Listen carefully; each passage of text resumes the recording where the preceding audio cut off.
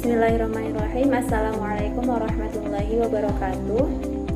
Saya Prianisa Wahyu Ramadan Sandi, mahasiswi Setiu Darul Quran Bogor, semester 4. Di sini saya akan membuat sebuah video guna untuk menyelesaikan tugas pada mata kuliah Hadis Maudhu'i. Pada kesempatan kali ini, saya akan membahas tentang pembagian waktu puasa. Nah, di sini pembagian waktu puasa itu ada 3. Yang pertama ada hari-hari yang disunahkan untuk berpuasa, kemudian ada hari-hari yang diharamkan untuk berpuasa, dan yang terakhir ada hari-hari yang dimakruhkan untuk berpuasa. Masuk ke pembahasan yang pertama, yaitu hari-hari yang disunahkan untuk berpuasa. Ada pendapat yang mengatakan bahwa seluruh hari itu disunahkan untuk berpuasa, seperti dalam hadis Wa'an Anas radhiyallahu anhu qala kana Rasulullah sallallahu alaihi wasallam yuftiru minasyahri hatta nazunna alla yasuma minhu wa yasuma hatta nazunna alla yuftira minhu syai'an wa kana la tasha'u an tarahu minal laili musalliyan illa ra'aitah wala na'iman illa ra'aitah, rawahul Bukhari. Yang artinya adalah Anas radhiyallahu anhu berkata, Rasulullah shallallahu alaihi wasallam tidak puasa dalam sebulan penuh, sehingga kami mengira beliau tidak puasa pada bulan tersebut. Dan beliau juga kadang melakukan puasa sampai kami mengira bahwa beliau itu tidak berbuka satu hari pun pada bulan tersebut. Dan ketika engkau ingin melihatnya sholat pada malam hari, engkau pasti melihatnya. Dan beliau pun tidak tidur kecuali engkau pasti melihatnya. Hadis riwayat Bukhari. Keadaan Rasulullah Shallallahu Alaihi Wasallam dalam melakukan amalan sunnah dengan puasa dan sholat malam itu berbeda-beda. Beliau kadang melakukan sholat malam pada awal malam, kadang pada pertengahan, dan kadang juga pada akhir malam. Pun begitu dengan berpuasa. Beliau kadang melakukan puasa di awal bulan, kemudian di pertengahan bulan, bahkan di akhir bulan. Jadi waktu untuk berpuasa sunnah dan sholat malam itu bisa disesuaikan dengan masing-masing orang. Memang disunahkan untuk berpuasa setiap bulannya, tetapi Rasulullah pun tidak berpuasa 1 bulan penuh. Nah, kemudian puasa sunnah juga boleh dilakukan di waktu apapun, asalkan waktu tersebut bukanlah waktu diharamkannya untuk berpuasa. Kemudian yang kedua yaitu ada hari-hari yang diharamkan untuk berpuasa. Nah, di sini hari-hari yang diharamkan untuk berpuasa itu ada 2 macam. Yang pertama ada hari Id dan juga hari Tasyrik.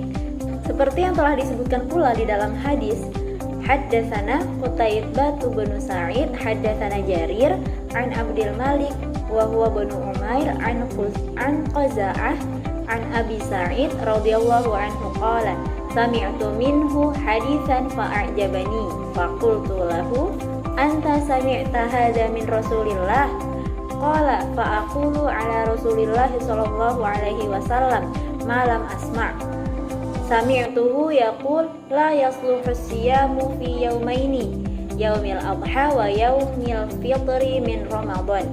Yang artinya telah menceritakan kepada kami Qutaibah bin Sa'id, telah menceritakan kepada kami Jarir dari Abdul Malik, dia adalah Ibnu Umair dari Qaza'ah dari Abu Sa'id radhiyallahu anhu. Ia berkata, saya mendengar satu hadis darinya, lalu kutanyakan padanya, apakah Anda mendengar ini dari Rasulullah Shallallahu alaihi wasallam? Ia pun menjawab, apakah aku akan berkata atas nama Rasulullah Shallallahu alaihi wasallam sesuatu yang belum pernah aku dengar? Ia melanjutkan berkata, saya telah mendengar beliau bersabda, tidak boleh berpuasa pada 2 hari, yaitu Idul Adha dan Idul Fitri dari bulan Ramadan. Dan di dalam riwayat lain juga disebutkan, anna Rasulullah Shallallahu alaihi wasallam naha 'an shiyam yaumaini yaumil adha wa yaumil fitri, bahwa Rasulullah Shallallahu alaihi wasallam melarang dari berpuasa pada 2 hari, yaitu Idul Fitri dan Idul Adha. Hadis riwayat Muslim. Nah, jika dikatakan dilarang, berarti tidak sah untuk menjalani puasa pada hari Idul Fitri dan Idul Adha. Bahkan inilah yang disepakati dari para ulama. Jadi diharamkan untuk berpuasa pada kedua hari tersebut dan yang melakukannya dinilai berdosa. Menurut qaul qadim atau pendapat terdahulu dari Imam Syafi'i, masih boleh berpuasa pada 3 hari tasyrik bagi orang-orang yang berhaji tamattu dan tidak memiliki hewan untuk disembelih. Sedangkan menurut qaul jadid atau pendapat terbaru, berpuasa pada hari tasyrik tetaplah dilarang pada hari-hari tersebut, yaitu pada tanggal 1 Syawal, 10 Zulhijjah, 11, 12, dan 13 Zulhijjah dilarang untuk berpuasa. Karena apa? Dikarenakan pada hari-hari tersebut adalah hari raya umat Islam, yang juga hari itu adalah hari kemenangan yang harus dirayakan dengan bergembira. Bahkan pada tanggal 10 Zulhijjah, umat Islam disunahkan untuk menyembelih hewan kurban dan membagikannya kepada fakir miskin, kerabat, serta keluarga. Dan pada hari tasyrik pun masih dalam suasana perayaan Idul Adha, sehingga masih diharamkan untuk berpuasa. Selain dari hari-hari yang telah dilarang tadi, ada satu hari lagi yang dilarang untuk mengerjakan puasa pada hari tersebut, yaitu adalah pada hari Syak atau meragukan. Nah, hari Syak ini apa? Hari Syak adalah hari yang diragukan apakah termasuk hari terakhir bulan Sya'ban atau termasuk awal bulan Ramadan. Secara spesifik, hari Syak berada pada tanggal 30 bulan Sya'ban dan terjadi disebabkan karena ketidakpastian penentuan awal bulan Ramadan, karena hilal tidak terlihat, baik karena mendung ataupun yang lainnya.